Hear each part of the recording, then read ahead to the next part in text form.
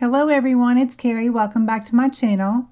For today's video, I'm doing another video tutorial for the Hedgehog Hollow, and I'm going to be using a stencil from the November 2019 box.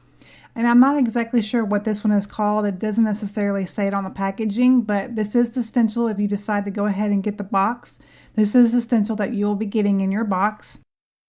So I've got a piece of watercolor cardstock here that I'm going to be using as my focal point today.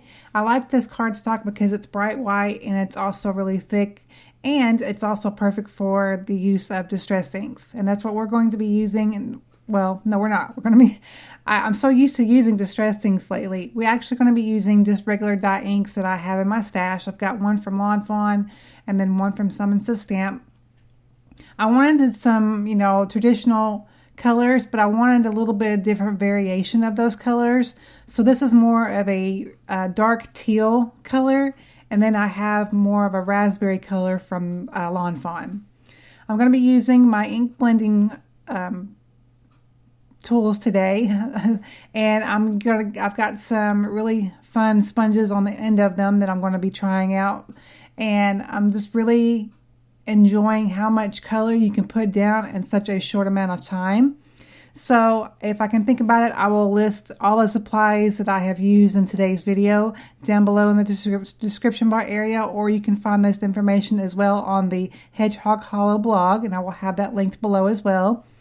Now what I'm doing is basically a two-tone effect here on my card panel. I'm just kind of doing like a split, but I'm purposely not bringing them in the middle. I don't want these colors to blend because it'll kind of make it like a purplish, dark, ugly color, and I don't want that for my card.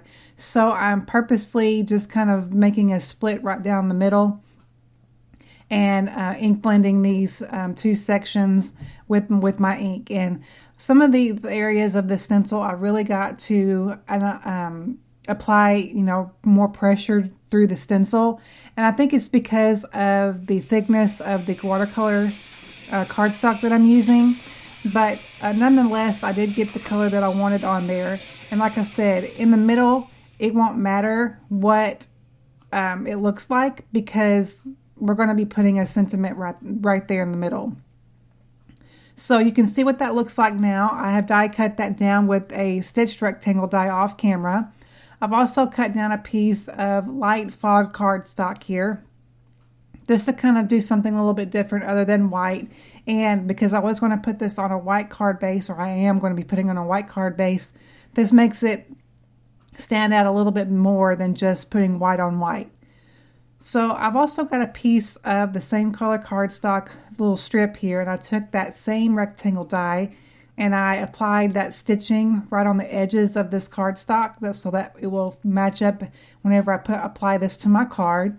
I wanted a really small sentiment, and I didn't have one right in the box that I was working from, so I just took one from Altenew, and it just says simply Happy Holidays. So I've stamped that down with some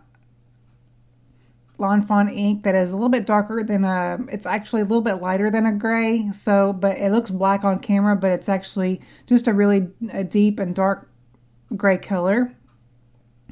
I've taken my glue and added my sentiment strip onto a piece of glitter cardstock just to give it a little bit of stability, as well as just something a little extra to the card design, and it'll give it a little bit of shimmer and shine as well. This is a really clean and simple card, but I like those. As y'all can probably tell here lately on my channel, I've been really making a lot of simple cards. But that's what you want during the holidays. You don't want, unless you've got all the time in the world, you really want something that you can make really quickly and get them out the door in the mail. So I'm just applying my liquid glue onto my main piece and getting that matted with that light gray cardstock.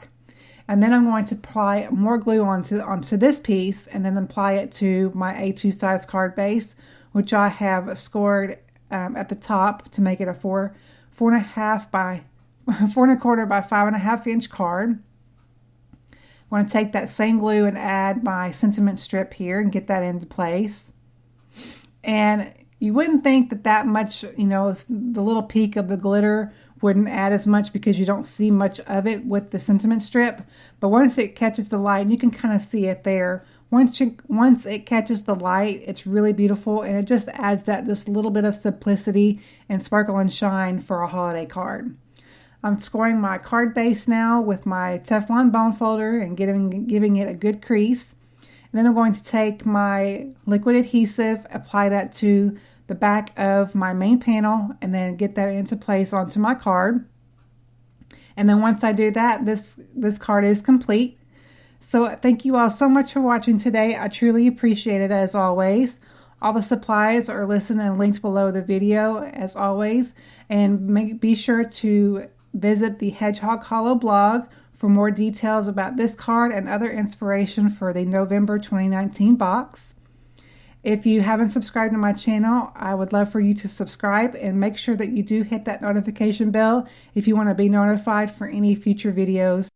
Thank you all so much for watching. I'll catch y'all in the next video very, very soon.